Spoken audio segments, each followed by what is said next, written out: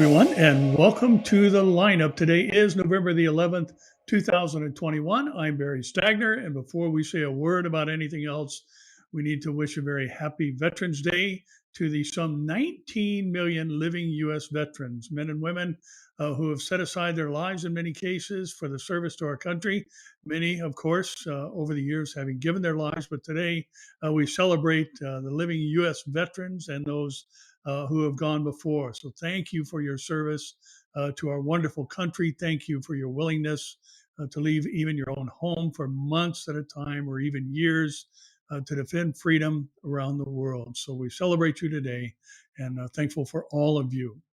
Now, today we're going to focus a little bit on one of the elements that Jesus mentioned in the Olivet Discourse in Matthew 24, verse 12. He talked about lawlessness abounding, and this causes the love of many to grow cold. Now, we'll cover some other things as well, but that's the basic theme of the things we're going to talk about today. We know also that the Antichrist, amongst the many labels that he carries, is the lawless one. And again, this is not just something that's exclusive to the world.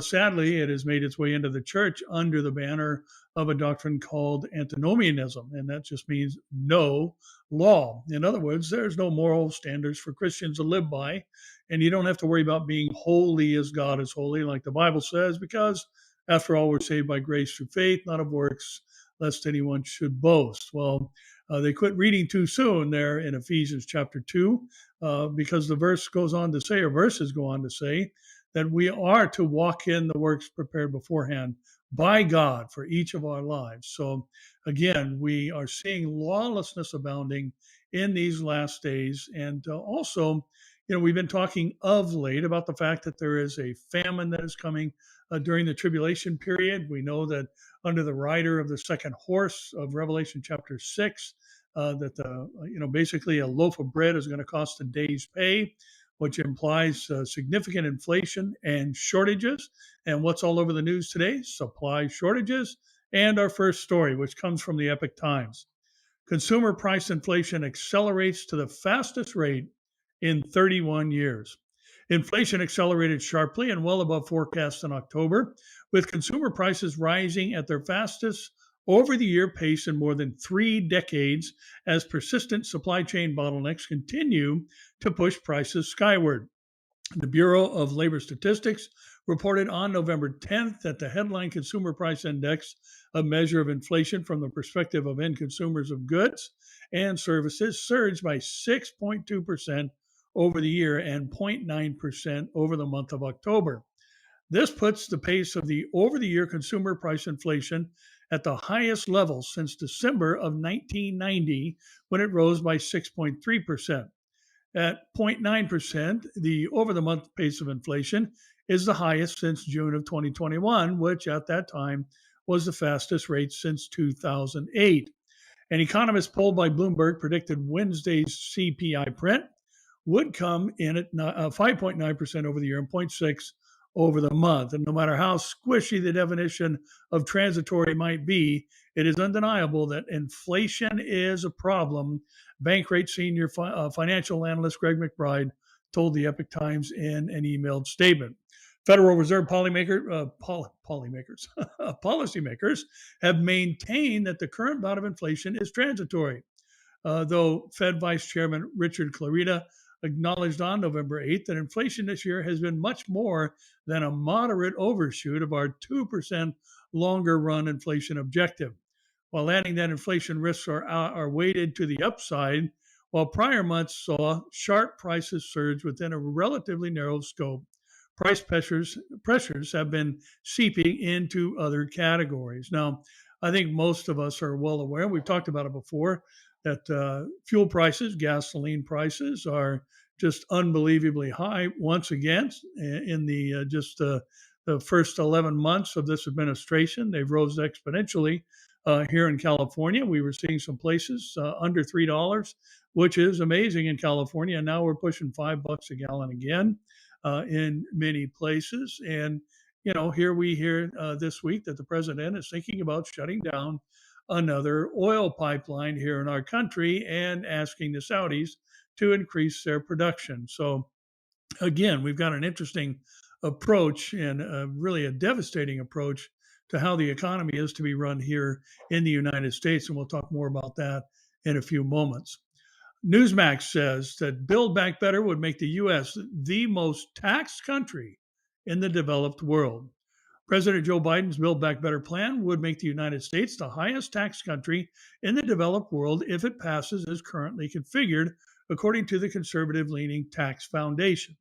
According to the report, the average top tax rate on personal income in the United States would be, hang on, 57.4% under the plan, making it the highest in the Organization for Economic Cooperation and Development, or the OECD.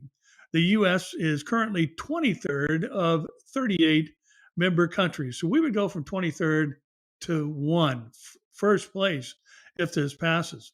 The Build Back Better plan will push every state's top marginal federal level above 50%, with most states having a higher rate than that. With the average state tax rate at 6%, the Tax Foundation arrived at the 57.4% figure. The marginal rate applies only to those making more than $500,000 a year.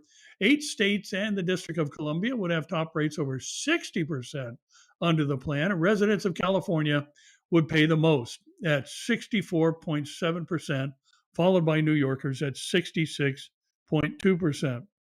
Also, wealthy Americans would be hit with a 5% surcharge on modified adjusted gross income over $10 million, in addition to a 3% charge on MAGI over $25 million, the study shows. Wealthy taxpayers would lose the ability to avoid the 3.8% medical surtax. The plan would also increase IRS enforcement action against wealthy tax cheats. Nothing wrong with that. Large corporations would see a minimum 15% minimum tax and a 1% surcharge on corporate stock buybacks. Now, the interesting thing about this, we hear a lot today about the one percenters and all that. And we have to remember, as we live under this democratic republic and the free market system that we are blessed with, capitalism, as we're often reminded of, people out there are working for people who have achieved a certain level of success and income and have started companies, put themselves at risk financially. And, most people who are wealthy, who have gained and lost fortunes multiple times over. And I'm all for fair taxation, but we need to remember taxation was a major issue in the founding of this country, taxation without representation. And if we're going to tax fairly, then we should tax equally. And, again, this is a hot button topic and people would disagree. The wealthy ought to pay more. And again, I think that's a debatable issue. I think everybody ought to pay their taxes. Jesus said, render to Caesar's that which is Caesar's, and to God that which is God's. The Bible tells us to pay our taxes, and everybody should, but we need a balanced system to where everybody's paying equally across the board and not favoring any particular group. Zero Hedge says Biden's unhinged socialist banking nominee wants oil, coal, and gas industries to go bankrupt. This is Biden's nominated person for comptroller of the currency. And she said publicly and on camera she wants to end banking as we know it, and has just said the quiet part out loud again. And top banking pick, Saule Omarova, who was born and educated in the USSR, earned the, quote, Lenin Award, end quote, and has refused to turn over her thesis titled Karl Marx's Economic Analysis and the Theory of Revolution in the Capital. Now wants to put millions of Americans in the energy sector out of a job. In comments from March, which have resurfaced this week in a viral video, Omarova touted the need for a national investment authority which would facilitate sustainable and socially inclusive infrastructural growth, especially when a systemic crisis requires a congressional bailout. The NIA will be able to negotiate equity stakes in private enterprise that receives public aid, be it a part of the systemic bailout or be it a part of, for example, individualized restructuring help, she adding, for example, certain troubled industries and firms that are in transitioning. Here, what I'm thinking about is primarily the coal industry and the oil and gas industry. A lot of the smaller players in that industry are probably going to go bankrupt in short order. At least we want them to go bankrupt if we want to tackle climate change. Tom Cotton tweeted, "She wants to end banking as we know it and destroy the oil, gas, and coal industries. This unhinged socialist wants millions of Americans who work in the energy industry to go bankrupt." I have to ask, how in the world did this woman ever get nominated for anything having to do with money in this country when she supports the Marxist system, socialism, and these other things, which I'll remind you again, socialism is a sin because it replaces, there's no place for God in socialism, and God has promised to be our provider. Jesus said in the Sermon on the Mount that God knows the things that you have need of. And we're not to worry about them because he is a faithful provider. And this basically replaces God's role with the role of the government. And we have to remember Karl Marx believed in God. But as we mentioned last week from the article from David Jeremiah, or the research of David Jeremiah, Karl Marx, according to Calvinist type thinking, thought that God was real, but he thought he was elected for hell and there was no chance for him to go to heaven. So he hated God. So he promoted anything that was against God. That's not something we need in the United States of America. And if you're watching from other countries, I'm sure those under a socialist type government would agree. Newsmax is reporting that Alan Dershowitz says vaccine mandates must come from Congress. Thank you, Mr. Dershowitz, because this is a fact. Congress has been assigned the task of making and defining and writing laws, not the President of the United States, and certainly not the Supreme Court either. They're to interpret law, and the executive branch is to enforce law, but Congress alone has the responsibility under the U.S. Constitution to write law. COVID-19 vaccine mandates are too serious an issue for President Joe Biden to take on alone through an executive order, so the courts may reject them unless they're backed by federal legislative authority, according to Harvard Law Professor Emeritus Alan Dershowitz. He said in a panel discussion on Newsmax on Monday, "I think there are serious constitutional and statutory issues, but particularly as to the right of the president," Dershowitz, who appeared with legal experts Victoria Toensing, the former chief counsel of the Senate Intelligence Committee, with former U.S. Attorney Joe DiGenova on Newsmax National Report. "I don't know of any case where so serious a mandate has been imposed only by the president under a vague OSHA, Occupational Safety and Health Administration, statute. Under the rule enacted last week, tens of millions of Americans who work at companies with 100 or more employees will need to be vaccinated against COVID-19 by January 4th or get tested for the virus weekly. OSHA said companies that don't comply could face penalties of nearly $14,000 per violation. I do not think that a proper case that came before the Supreme Court was a case where the legislature approved it, where it was signed into law, where there was a real emergency, and where a compelling case of scientific efficacy has been made," Dershowitz added. Meanwhile, the Supreme Court might uphold mandates that have some exemptions, but the current rules came too quickly and involved only Biden's orders, said Dershowitz. Toensing said she agrees with Dershowitz that the legislation is needed only on a state-by-state ruling, but DiGenova said he, like Dershowitz, thinks that the law needs to be on a federal level. The Biden administration, however, is perfectly happy to push the edges of the law, there's lawlessness, over the limits in order to accomplish what they want to do, said DiGenova. I think in this area of public health, however, I just think that there needs to be federal legislation, which I think is unlikely to happen. So it's going to make it to the Supreme Court. Dershowitz, while arguing further for a national rule, pointed out that viruses don't recognize state lines and therefore pointing to the federal level. Now, here's where things get rather sad and bizarre. Reuters says the White House reports two companies don't wait on vaccine rules. The White House on Monday urged employers to go ahead and push worker vaccinations as legal challenges to President Joe Biden's vaccine rule work their way through the courts. A U.S. federal appeals court issued a stay Saturday, freezing the Biden administration's efforts to require COVID-19 vaccines for workers at U.S. companies with at least 100 employees or weekly tests, citing grave statutory and constitutional issues with the rule. The ruling from the Fifth U.S. Circuit Court of Appeals comes after numerous Republican-led states filed legal challenges against the new rule, which is set to take effect on January 4th. We think uh, we people should not wait. That's a very bizarre statement. Said White House Deputy Press Secretary Karine Jean-Pierre. I hope that's a typo. We think people should not wait. I hope that's what she actually said.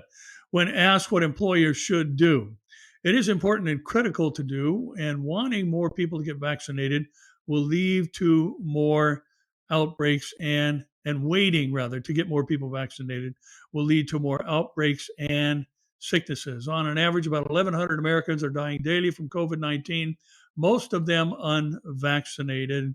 I would contest that completely.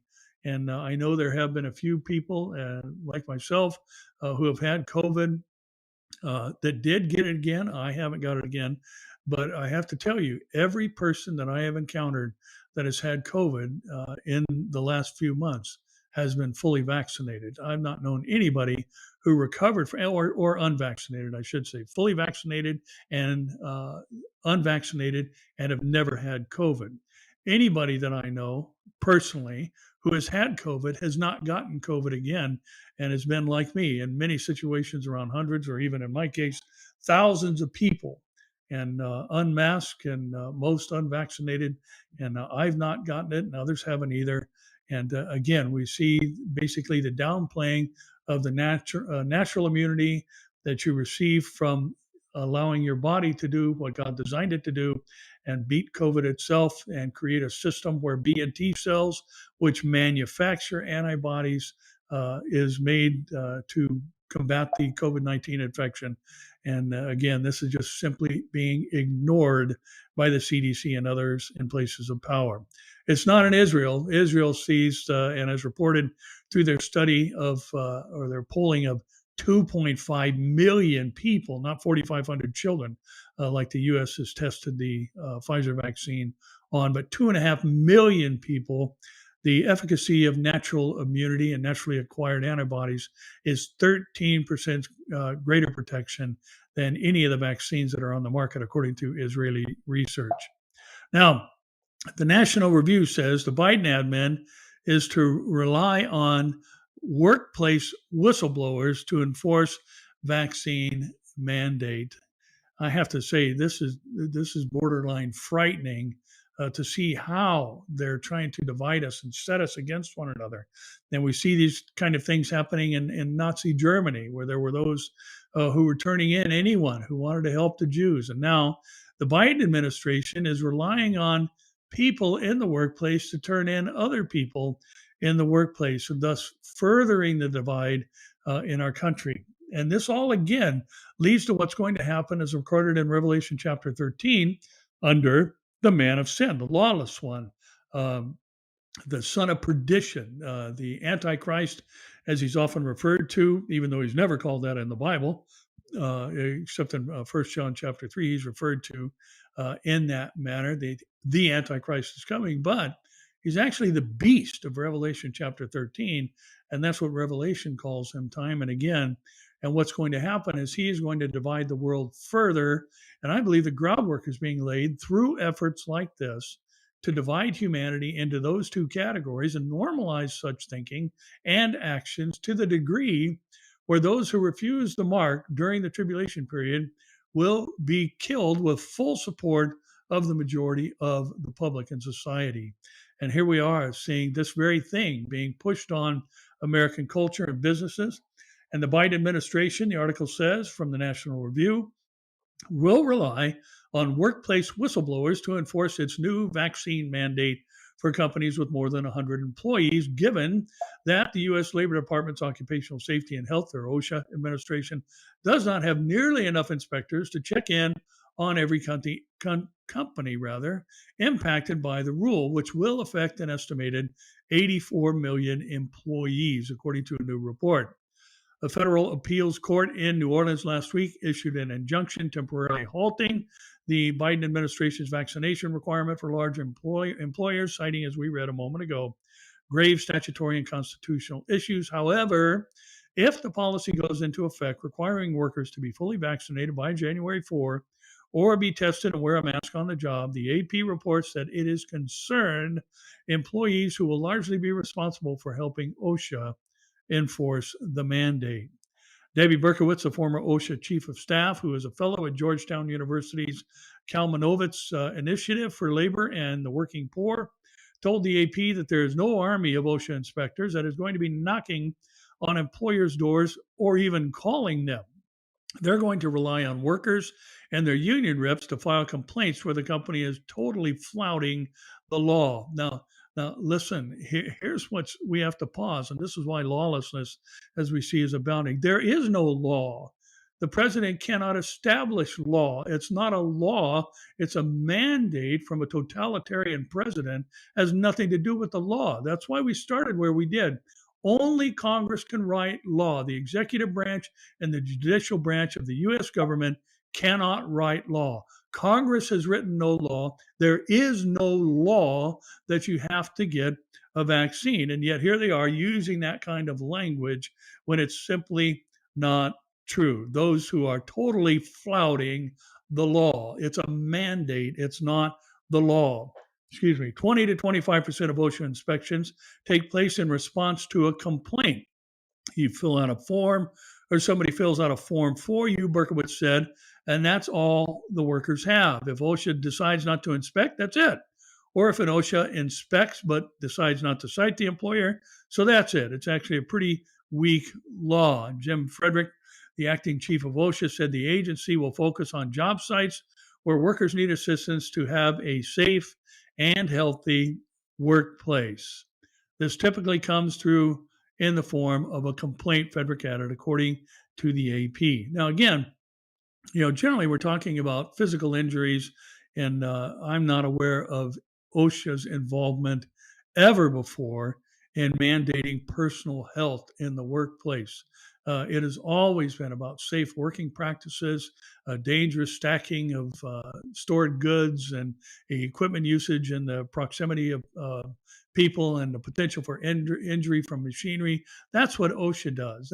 They're to monitor the health of individuals in a particular company. And again, they have absolutely zero authority, according to the Constitution of the United States, to enforce this or inspect this or call on people to see if they're enforcing this, because again, it is not a law.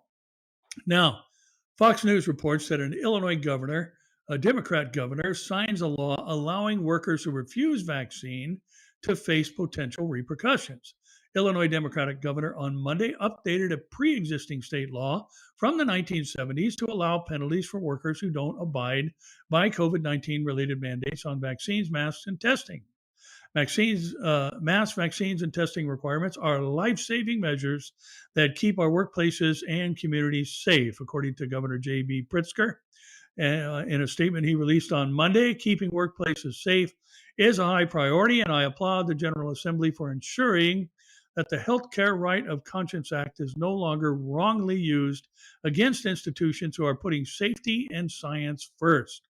Enacted in 1978, the Health Care Right of Conscience Act was originally intended to allow medical professionals to refuse or receive or participate in healthcare services contrary to their personal beliefs, including religious or moral objections to specific services, such as abortion.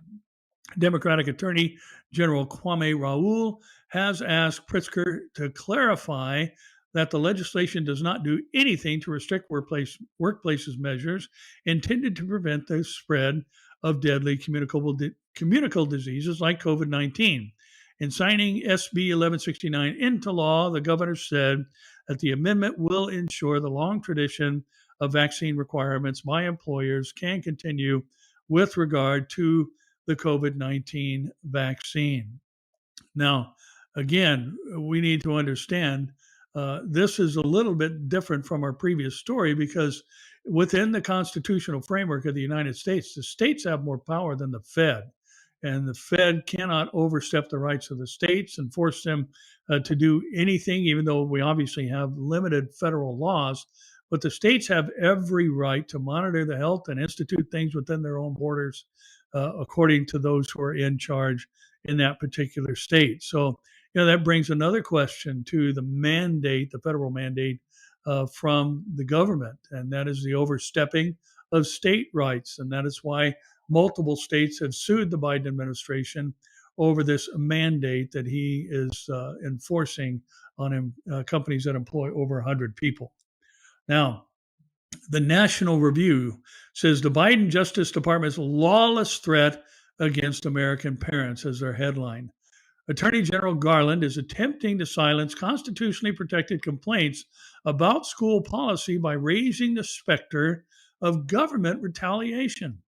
Even as President Biden shrugged his shoulders over progressives' harassment and intimidation of a sitting U.S. senator of his own party, a crime under Arizona law, Biden's Justice Department was running roughshod over the First Amendment, threatening to investigate and prosecute parents for protesting against school boards and teachers who insist on indoctrinating children with the cultural Marxism loved by Democrats. On Monday, Attorney General Merrick Garland issued a memorandum in which he wailed about the disturbing spike in harassment, intimidation, and threats of violence against school administrators, board members, teachers, and staff. Can you imagine? Can you believe that the Attorney General of the United States is attacking parents for standing up for their kids and their kids' education and what their kids are hearing and learning at a school system that they pay for? And they're calling all kinds of names and calling them domestic terrorists for standing up for their kids and not wanting their kids to be read stories from drag queens or to see, as we'll talk about in a moment, pornography in the school libraries. And the Attorney General of the United States is actually acting aggressively against parents who stand up for their kids. The Biden Justice Department, and there's the lawlessness again, is just a continuation of the Obama Justice Department, the article says, which was the most politicized in American history. The Obama-Biden administration modus operandi was to make the process the penalty. In this case, the investigation process, coupled with the threat of Justice Department criminal or civil prosecution, no matter how invalid. That is what the Obama-Biden officials notoriously did in the IRS scandal, intimidating conservative organizations by investigating them under the threat that they would lose their tax-exempt status. In insidious irony, the administration did exactly what such constitutional provisions as the First Amendment are supposed to forbid. It took government action that effectively thwarted constitutionally protected political activity, such as organizing political opposition to the Obama administration policies. And the Obama Justice Department did the same thing after the racially charged death of Trayvon Martin. Attorney General Eric Holder had to know that there was no conceivable federal civil rights case against George Zimmerman, but he threatened to bring one anyway, calculating that this would pressure local Florida prosecutors to indict Zimmerman for murder, which they reluctantly did, only to have the case blow up in their faces when a jury swiftly acquitted Zimmerman. Now, the key phrase in this is to make the process the penalty. So they're simply telling people and causing people to spend money to defend themselves in order to silence them. And they're just threatening, as they did with the IRS scandal and the things mentioned in this article. And what kind of label could we put on this? Well, it's lawlessness. There's no respect from the highest office in the land for the rule of law or the Constitution. And this, again, is greasing the skids, so to speak, for what's going to happen during the tribulation period and the man of sin who takes control over the whole world. There's a phrase in Daniel in chapter 11 where he's going to change the times and the seasons. And most commentators believe that that's a reference to even the feast days of Israel, which go by the lunar calendar. So he's going to try and eliminate even what religious groups practice during the tribulation. And we're seeing that all ramping up and becoming normalized under the lawless regimes that are now in places of power around the world. Now, I think we all can agree that what Jesus said is happening right before our eyes.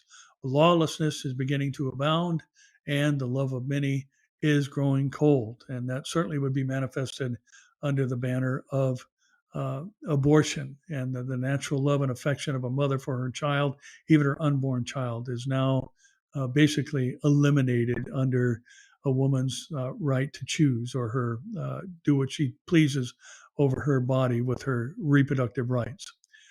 NPR is reporting that hospitals in America, Australia, and Sweden are, listen to this from NPR, listen to this headline. Hospitals in America, Australia, and Sweden are swamped with people sicker than ever, and they don't have COVID. ERs are now swamped with seriously ill patients, but many don't even have COVID, Michigan Radio reported last week. Inside the emergency department of Sparrow Hospital in Lansing, Michigan, staff members are struggling to care for patients who are showing up much sicker than they've ever seen. Tiffany Duzang, the emergency room's nursing director, practically vibrates with pent-up anxiety looking at all the patients lying on a long line of stretchers pushed up against the walls of the hospital's hallways. It's hard to watch, she said in her warm Texas drawl. But there's nothing she can do. The ER 72 rooms are already filled.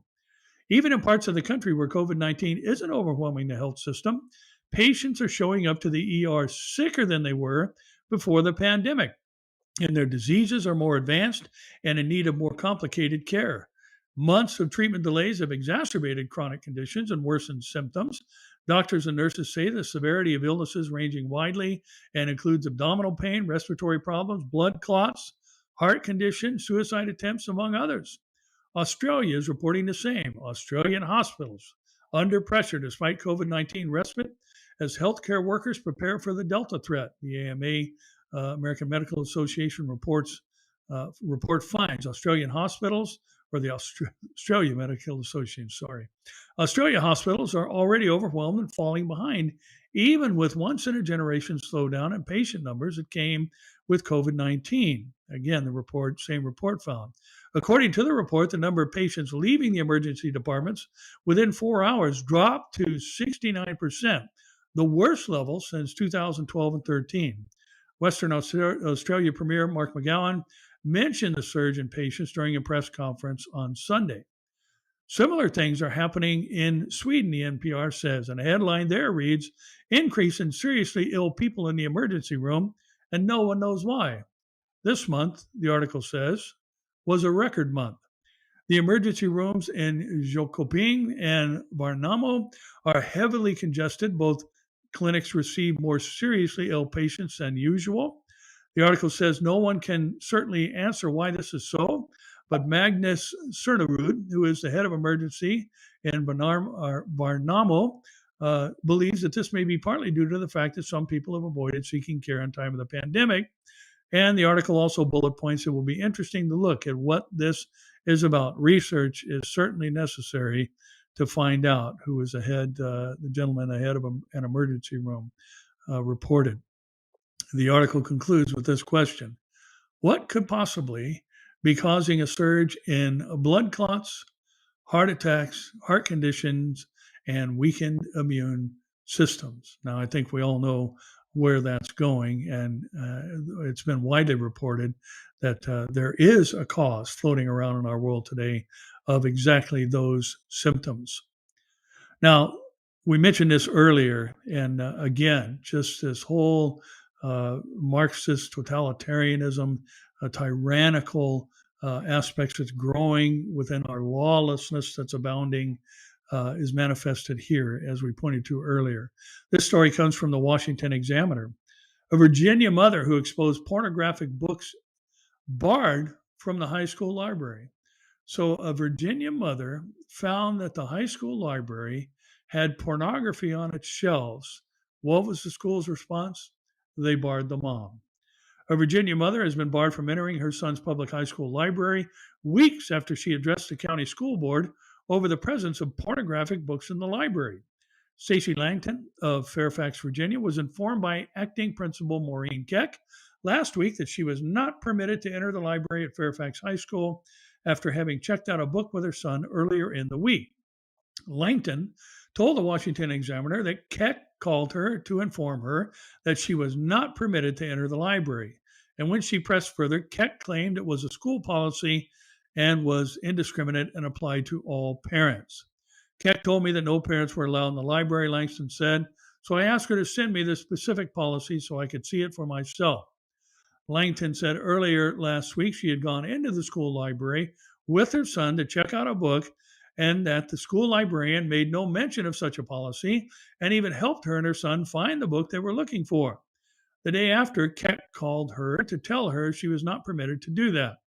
In response to Langton's request to see the policy, Keck sent her a school policy that was reviewed by the Washington Examiner and makes no mention of restricting parents' access to the library. The policy makes no mention of restricting visitor access to parts of the campus anywhere, provided all visitors sign in at the front entrance and obtain a visitor pass. Langton said that while she signed in, the machine that provides visitor passes was out of order and had been for weeks. And the Virginia mother became a centerpiece of Virginia Governor-elect Glenn Youngkin's campaign ads in October after a video went viral of her speaking to the Fairfax County School Board demanding answers over the presence of the material in the school library that was pornographic and depicted sex between adult men and teenagers. The school board typically allots 2 minutes to community members who are selected to speak, but Langton was cut off during her remarks at the September 23rd board meeting before her time had expired. It's just hard to believe that these kind of things are actually happening in the land of the free and the home of the brave. Well, thankfully, even though our freedoms are being imposed upon, there are women like this who are standing up for what's put in front of our students. And it's just amazing that they would not listen to this. And, especially when there is pornographic materials and adult men and teenagers are part of whatever's inside of those books. The interesting thing is you can be arrested for that if you're in possession of it as a private citizen. We hear people being arrested for possession of child pornography all the time. And here you've got a book on the school library shelf depicting sexual acts between adult men and minors, teenagers. And yet, what happens? The Fairfax County Public Schools said, you can't talk anymore in this council meeting, and you're banned, the school said, from the library. They didn't want it, obviously, to find out what else may be on those shelves. So, is lawlessness abounding? Absolutely. Is it part of the last days scenario? Absolutely. Is there going to be a lawless one who is going to arise to power and rule the world in a form and fashion that has never happened before in history? Absolutely. He is the beast, as we said, of Revelation chapter 13, and he is going to further divide humanity, one group against the other, and it is the believers and those who trust in Christ during the tribulation will be executed, beheaded specifically for their faith, and society is going to completely agree with it, allow it, and probably even call for it. Now, this story is interesting, comes out of Reuters. New Zealand approves euthanasia, set to reject medical marijuana or recreational marijuana. New Zealand voted on the two referendums this month while casting ballots during a general election that returned Prime Minister Jacinda Ardern to power. Issuing preliminary results, the commission said there are nearly 500,000, mostly overseas-based special votes still to be counted. These votes will not be enough to alter the vote on euthanasia, but may be enough to swing the count on recreational marijuana, it said. Full results will be published on November 6th, but with more than 65.2% of the voters in favor of the recently passed legislation permitting euthanasia, New Zealand will become the 7th country to allow assisted suicide. The law, which allows terminal patients with less than 6 months to live to request assisted suicide, and will come into effect in November 2021. Those requesting euthanasia will have to be 18 and will need the approval of 2 doctors. And while euthanasia has been endorsed, recreational marijuana is still up in the air. What a bizarre story. We're fine with taking people's lives, but the recreational marijuana use was seemed to be more troubling to the citizenry there. But again, this just points out the fact that we have an upside down world. And the mercy killing and things of that nature are long debated, and you can go through all those particular elements. But basically, especially I think for us believers, God is in control of the number of our days, and we need to trust Him all the way through. Who knows? God has healed people on death's door many times throughout history, and even raised the dead, and He's still who He's always been. And so we need to trust our lives into His care. And of course, we're talking largely about non-believers who want to see this and see it as an act of mercy. And again, I'm not going to get into all those debates here. Now, we've been talking about the fact over the past weeks that weather anomalies are going to be the norm in the last days. We should expect to see record-breaking or unprecedented or terminology that distinguishes an event from all those prior to it in history. And the Watcher's Weather uh, channel says that the worst dust storm in Uzbekistan history was just recorded. A severe dust storm that started in southern Kazakhstan hit parts of Uzbekistan on the evening of November 4th, 2021, growing under favorable weather conditions into the worst since the country started keeping meteorological records in 1871. The worst affected area was Tashkent and the southern region of Sirdarya and Kazakhstan's Turkestan region. According to the country's meteorological service, ooze hydromet under the influence of gusts of winds. The parched upper layer of soil rose up, creating the effect of dust and sand and haze, with visibility just under 100 to 200 meters, or 328 to 656 feet, in a number of districts in the country. Volumes of sand and dust that are raised into the air usually disperse and settle on the ground soon after the wind drops, but in this case, a mass of cold air prevented this from happening. Instead, an inversion layer formed in which temperatures stop falling with elevation, but rise instead. This created a dust haze, a phenomenon highly unusual for the region. Watchers also reports phenomenal rainfall totals hit parts of Australia. Residents urged to brace for more rain and potential flooding. We've been hearing for years about the drastic drought that was taking place in Australia. And again, the climate change people seem to forget that the climate does change. And of course, pollution needs to be kept in check. We don't want to live on a dirty planet, but we also don't want to be overly ridiculous in the cause of these things. After all, we've had multiple ice ages in the past that ended on their own when the population of the world was scarce, and there's ample evidence to show that. So the climate does change, and it's called weather. Exceptional rainfall totals have been recorded in Queensland and Northern Territory, Australia, overnight Wednesday.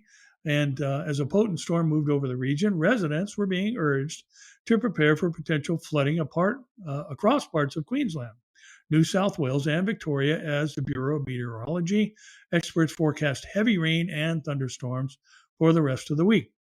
Now, we've been having drought conditions here in California as well, and the Pacific Northwest, where it was extremely dry, and it is also the home and source of the snowpack that feeds not only much of the South, but other states as well, in the Sierras and the Cascades and other mountain ranges. And they've been getting pounded by storm after storm after storm. And again, this is the ebb and flow of the hydrological system. There are some seasons when it's dry and other seasons when it's wetter, and even can come in groups of years, so to speak. And just thinking about these things and what the Lord promised in Genesis chapter 8. He said, seed time and harvest, winter and summer. These things aren't going to cease as long as people are on the face of the earth, and God is in control. And I'm paraphrasing there. But God has promised that what we need to have to grow our food and crops and all that is going to continue. Now, we are going to have the seasons where, the earth is experiencing changes and climate change, as they like to tout today, but that's just the natural order of things.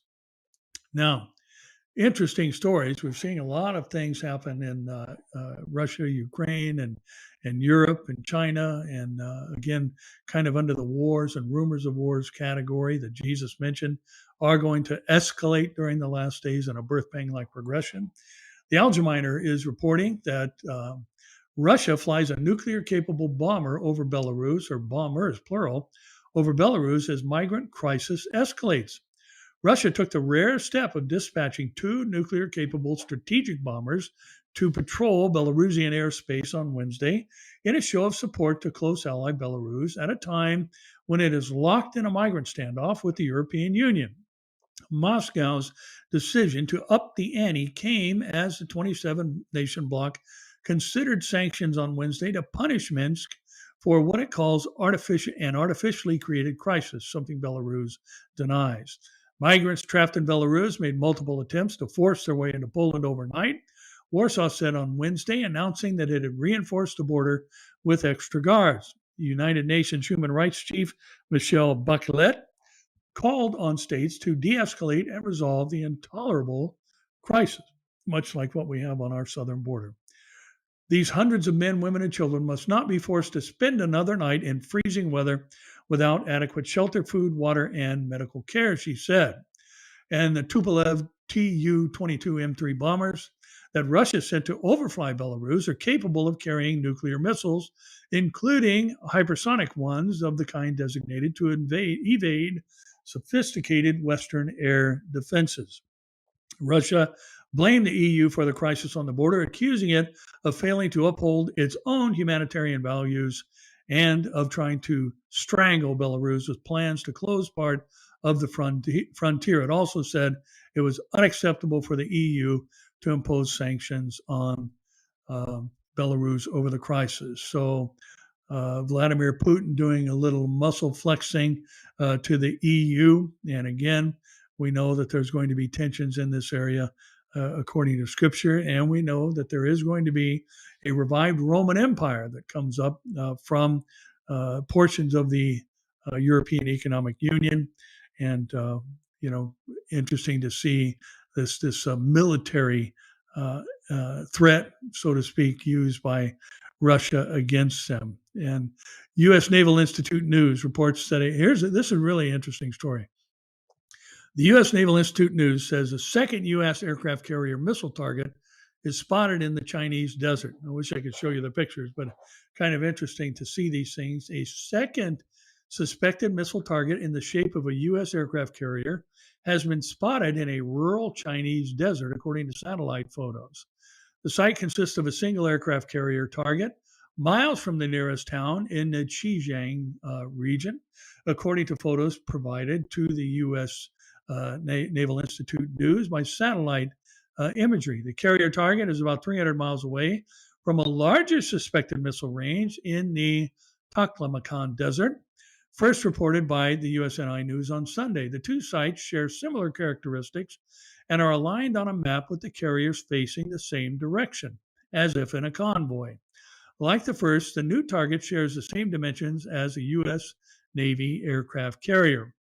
Work on the new target started on or before June 25 based on a historical review of satellite imagery, and the main task of building it was carried out in October, and the target now appears newly finished.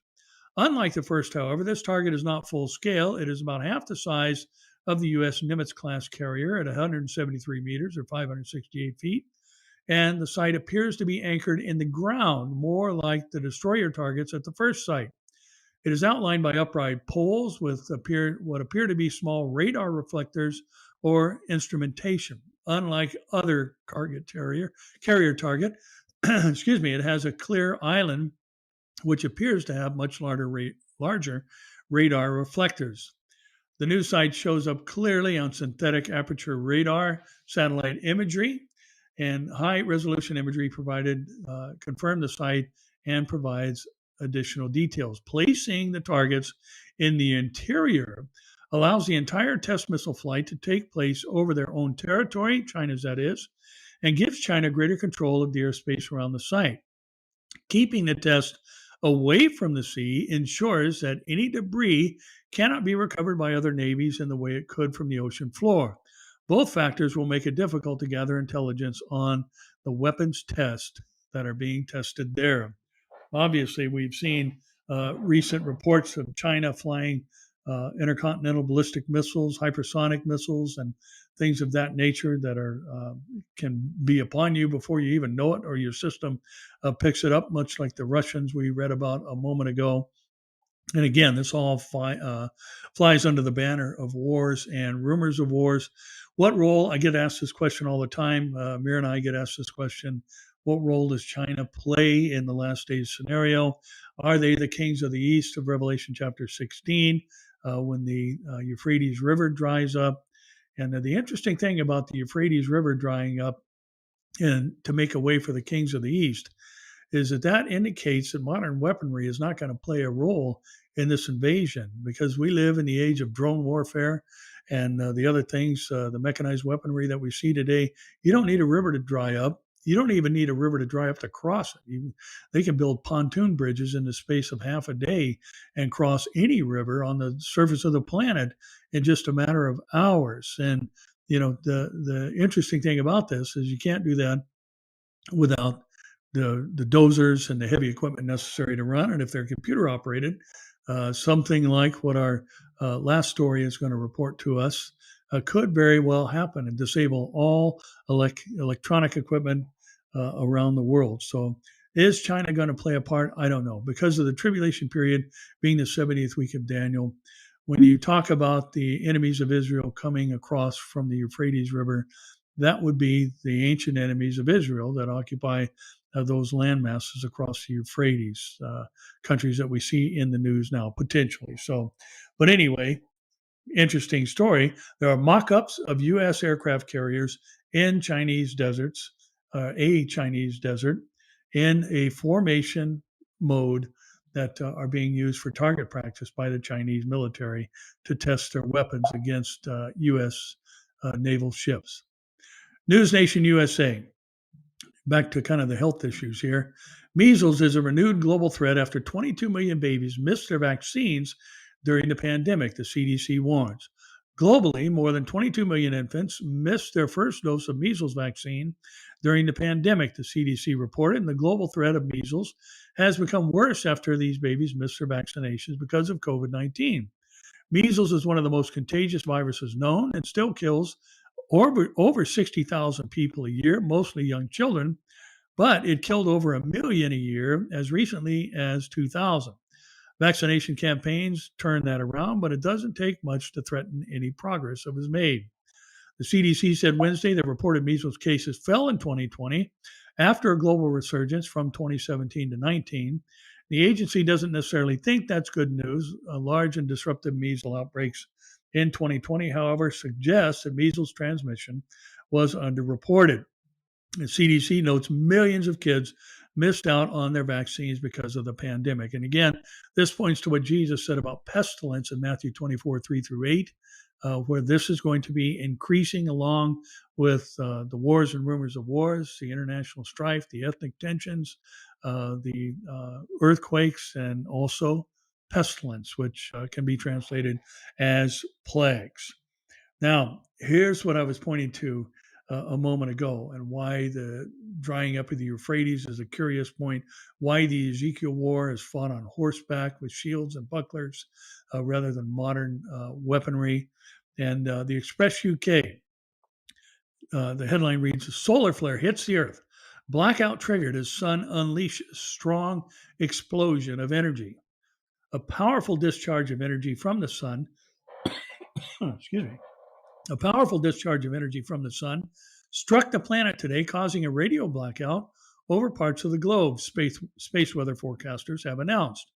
An active region on the sun was seen bursting to life on Tuesday and has released an M2 class or medium-large solar flare.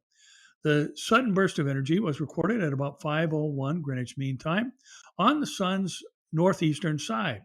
A sequence of images snapped by NASA's Solar Dynamics Observatory shows an intense burst of light erupt from the sun's surface.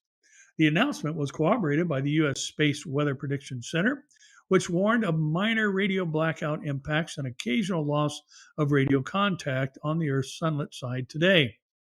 According to the European Space Agency, solar flares are tremendous explosions that occur when energy stored in twisted magnetic fields are suddenly released. And in a matter of minutes, the outburst heats up the material streaming from the sun to millions of degrees. And the blasts also release tremendous amounts of radiation from across the electromagnetic spectrum, such as radio and X rays, as well as gamma radiation. Now, again, that particular phrase is worth pausing on because when we see in Revelation 16 under the bowl judgments, the sun is given the power to scorch men's bodies. Now, there's been all kinds of speculation about that. What exactly does that mean? Some say the sun will supernova and all these other things dramatically increase in size. But listen, that would destroy the whole planet. There would be no surviving. It wouldn't just scorch men's bodies. It would scorch the earth and completely destroy it. And the fact that it has the power to burn people's skin, I believe, is exactly what is mentioned here, gamma radiation. That these negatively charged ions bombard the Earth's magnetosphere and basically destroy it. And because of a massive coronal G5, a class G5 geomagnetic storm, and it hits the Earth, scorches men's bodies. And again, these things last just a matter of hours or maybe a day or so, and then they're over. And that is more consistent with what we see in Revelation chapter 16. And this is followed by an intense cold, a cold that is so, or darkness, a cold darkness that is so deep that people gnaw their tongues from the pain. Well, dark and cold go together. And when you've got dried, cracked skin, obviously that's going to be very painful in a cold setting where it's dried further. And, people gnawing their tongues from pain would be a reaction from having radiation burns all over their body. Now, interesting that we're seeing this happen. And let me throw something else out there. I was speaking at an event yesterday, and I was talking about what we mentioned last week, in that the three closest passing asteroids in recorded U.S. history, history of tracking asteroids all over the globe, have all three happened since August. Now, here's what I threw out there, and I'll just, because we've talked about this before, I thought I'd let you know. There was another report that this past Monday, there were three asteroids that passed between the moon and the surface of the Earth. And asteroid distances or Earth approaching objects are measured by lunar distances. And lunar distance is the distance between the core of the Earth and the surface of the moon.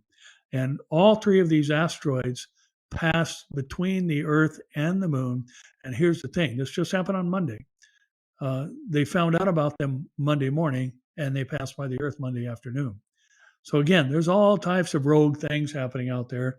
And again, I do believe that there is an asteroid strike during the tribulation because there is a great mountain burning with fire that is thrown into the sea, meaning it comes from a other location and lands on the Earth. It isn't simply a mountain, a volcano island that just blows up and falls into the sea. It's thrown to the Earth. It comes from outer space, I believe, is what is implied. So interesting. We're seeing kind of these shots across the bow of these unannounced asteroids passing between us and the moon and being discovered only hours before they actually pass by. Now, here's again talking about the lawlessness and the love of many growing cold. And this will wrap us up for today. Christian Headlines reports that the Biden State Department labels abortion as a human right. What about the human inside of a mother's womb? Don't they have any rights? And obviously, I think the thing that troubles me, besides just the heinousness of abortion and what it does, and if you've ever seen a video, uh, basically a cartoonized video of what an abortion actually looks like, it's just vile. Chopping the head off a baby inside the mother's womb and the other horrid things that take place during this process. And the thing that I think troubles me today is that these are the people who keep touting trust the science, trust the science, trust the science. Well, they believe that a biological male can become a female because he wants to. And they also believe that inside of a mother's womb is a blob of tissue, when all you have to do is take an ultrasound and you can see that it is a living human being with fingers and toes and heartbeat and all these other things. So they don't trust the science. So why are they telling everybody else to?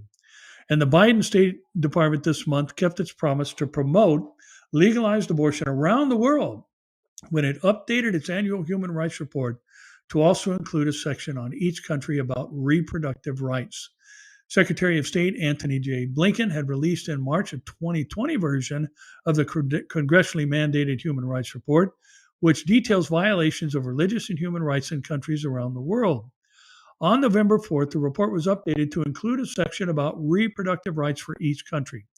Reproductive rights is a phrase commonly used by the pro choice community to reference abortion. It is a reversal in practice from the Trump administration, which had removed the section on reproductive rights. We reaffirm our full commitment to promote and protect the sexual and reproductive health of all individuals, recognizing the essential and transformative role they play in gender equality and women and girls' empowerment around the world.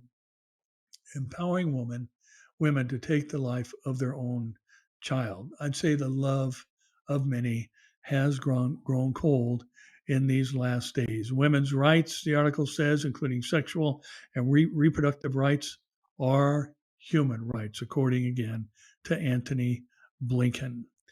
And it is interesting again to see so many of the things that we are just aghast at happening and being normalized in our world today. Lawlessness is abounding.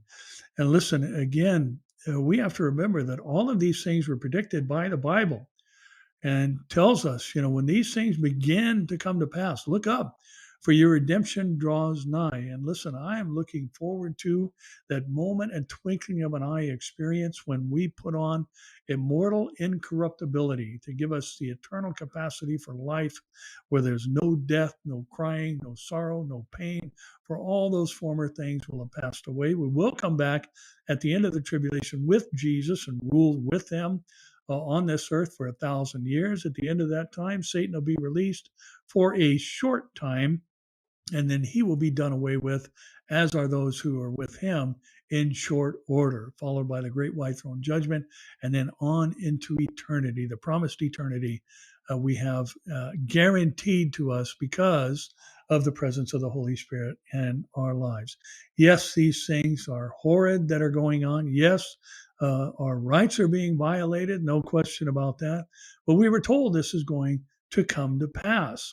And, even with what is told to the church in 2 Timothy chapter 4, where, Paul is talking about an age where sound doctrine is not endured, he prefaced those statements by preach the word.